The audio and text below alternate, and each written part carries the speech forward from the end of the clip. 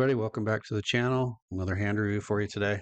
Hey, if you haven't already, do me a favor. If you like what you see on here, hit that button.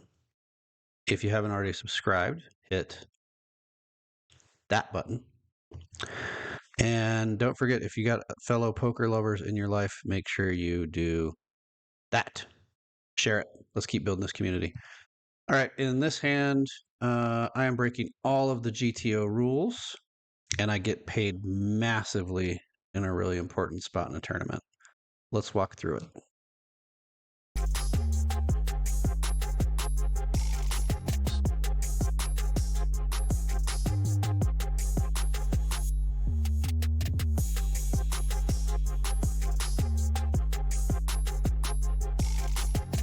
All right, friends, here's what we're looking at.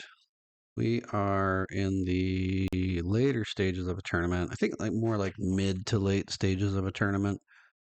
In the money, not really that close to the final table, if I recall. But you can see we built up a nice stack, 48 big blinds. You can see there's a couple of other big stacks to the table, and then you start getting some of these smaller stacks showing up. Pocket aces on the button. Doesn't get much better than that, does it? So fold around to the low jack, who is a very loose player. Plays way too many hands. Their stats are kind of insane. Raise 61% of hands. Plays 47% of hands. Are you nuts? And that's who opens. Cool. Let's dance, buddy. And I got pocket aces. There's nothing to do here but raise. By the way, we're going to go through all the GTO after we walk through the hand. I'm going to try this new format. So we're just going to talk through my decision-making process, why I did what I did, and then we'll check it. I'm going to raise that, and we get a fold from the blinds. For some reason, there wasn't a small blind in this hand. I don't know what happened there. Original razor calls. Cool. And the flop is 5-6 deuce, which isn't really a great flop for anybody. They're going to check everything, I think, if they're smart. And then I am going to bet this hand. I don't think I'm betting all of my hands, though.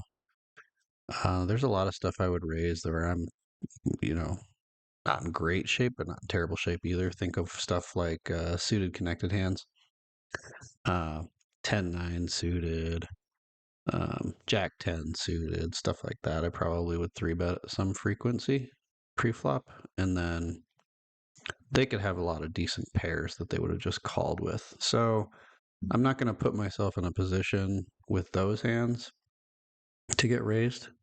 But obviously with this hand, I'm going to bet. I think I probably bet a little too big here because I want to induce action. I want more cards. I want more chips in the pot. I want more cards to come. So this is probably too big of a bet. We'll look at it. Opponent decides to call. Okay. So I'm starting to narrow their range to probably like medium pairs over the board. Maybe some suited stuff, suited hearts, suited spades, although harder for them to have those when I have the ace of spades. Suited diamonds, stuff like that. Now a king comes off. And so this is where I'm thinking, like, okay, it's time to get a little bit clever. And this is where I'm pretty sure I deviated massively from GTO. Opponent checks. I think this is a bet, like freaking 100% of the time with aces. Because if they have a king, they're going to call this bet for sure. But kind of back to the opponent type, if they are raising first in with 60% of hands, the cards they have is just a ton of junk, just absolute junk. So I think this becomes a very easy fold unless they have a king. But if I check, maybe they start to get clever. Now I would hate to see a heart. I don't know what else I would hate to see, honestly.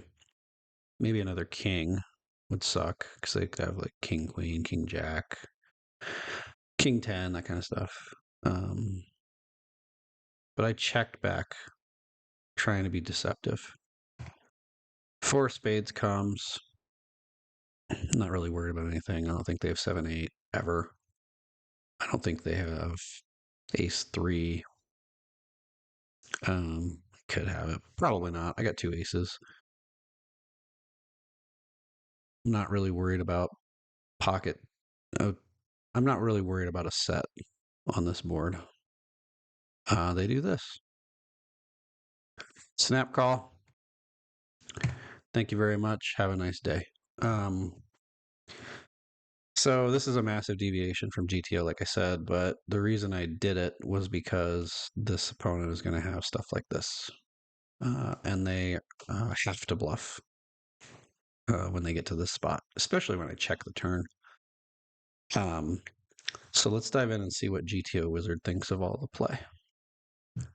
All right, GTO time. So first things first, here's our opponent's raising range. 17% of hands. As I said, they're raising like damn near 50%. Now that's not what they're raising from the low jack specifically, but overall.